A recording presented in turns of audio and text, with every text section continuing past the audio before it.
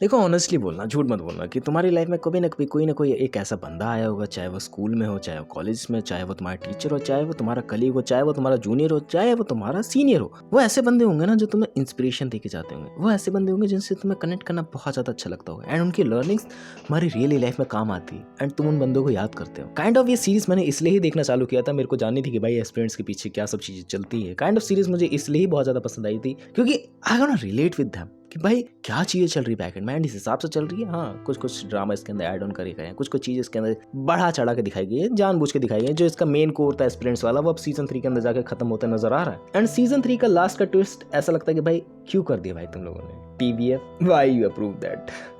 अच्छा लगता है मेरी आंखों में देखने से, तुम लोगों को पता लग रहा होगा किस लेवल का सेंटीमेंट हूँ, बट लास्ट में बात करते हैं उस चीज़ों की। पहले बात लेकर चलते हैं कि भाई मैंने अभी शुरू का जो एग्जांपल दिया कि भाई जो तुम लोग को इंस्पिरेशन देते हैं, जो तुम लोग को एक अंदर से कनेक्ट फील करा के जाते हैं, ऐसे बंदे जब उनका साथ तुम्हारे साथ हो, जब उनका हाथ तुम्हारे ऊपर हो, भाई तुम लोग बहुत कुछ करते हो, तुम लोग बहुत कुछ लर्निंग्स लेके चलते हो एंड दैट सीरीज उसी चीज़ में तुम्हें ड्राइव ऑन कराती है हर टाइम कि भाई हाँ ये बंदा तेरे साथ है, ये बंदा तेरे साथ रहेगा एंड एन मौके पे आके वो सब चीज़ें बदल जाती है। बहुत सारी चीज़ें सही हिसाब से नहीं चलती, मिसमैनेजमेंट आ जाती है, ईगो आ जाती है, बहुत ज़्यादा वो जो ह्यूमन नेचर है वो बीच में आ जाता है। हम लोगों ने बहुत सारे एग्जाम्पल अपने रियल लाइफ में देखे होंगे, ऐसे बहुत सारे बंदे तुम लोगों को हेट करते होंगे, ऐसे बहुत सारे बंदे को तुम हेट करते होंगे जिनसे पास्ट में तुम बहुत ज़्यादा कनेक्ट फील आउट करते थे, जिनसे पास्ट से तुम लोग सोचते थे कि भाई ये बंदा मुझे कभी छोड़ के नहीं जा सकता, ये बंदा मुझे कभी धोखा नहीं दे सकता।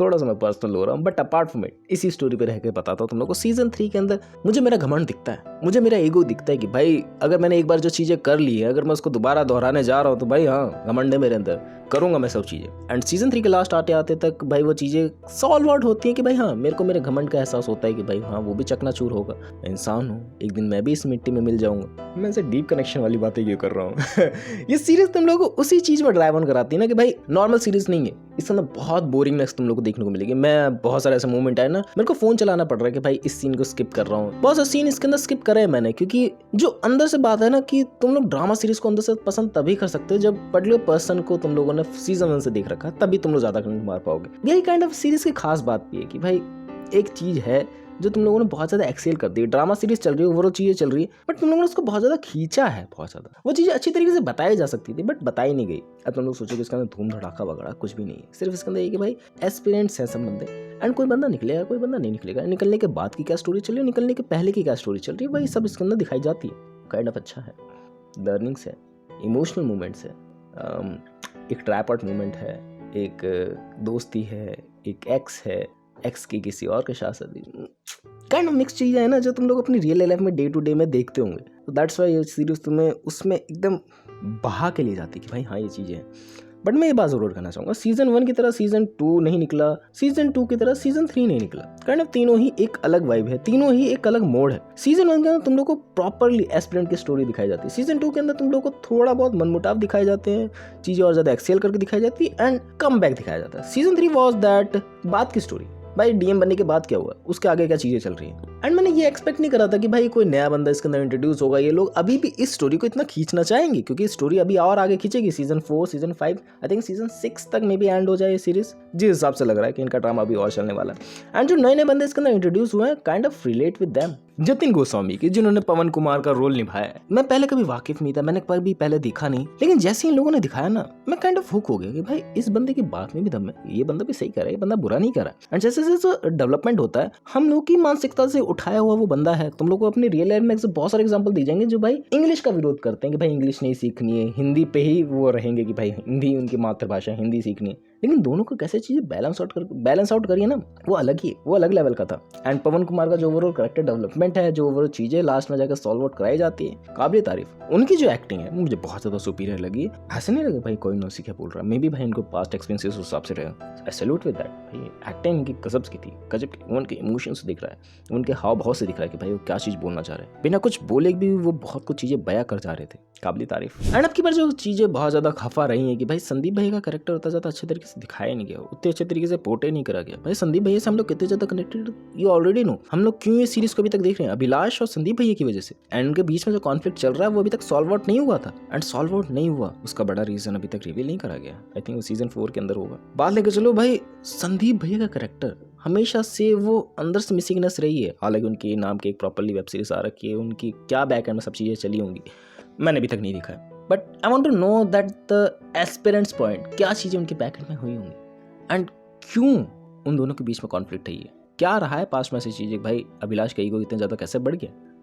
And the heart breaking moment, भाई वो बहुत ज़्यादा हार्ट ब्रेकिंग लगा मुझे, भाई संदीप भैया को किसी ने टपका दिया, कैसे, मतलब ये एक्सपेक्टेड नहीं था बिल्कुल भी।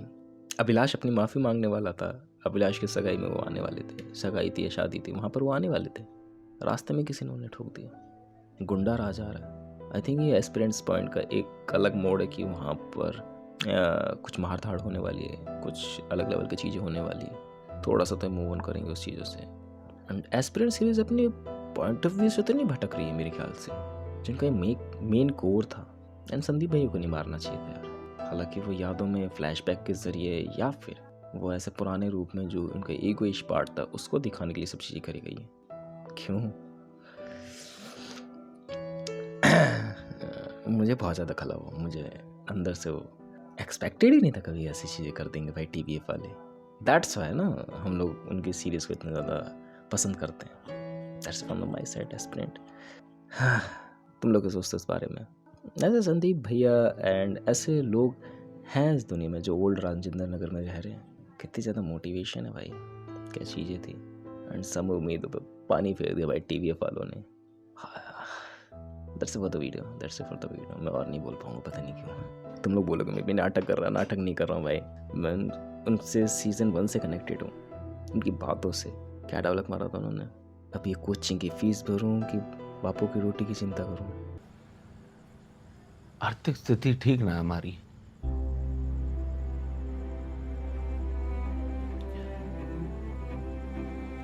एक रोटी के बारे में सोचूं बापू की, ये कोचिंग के बारे में सोचूं।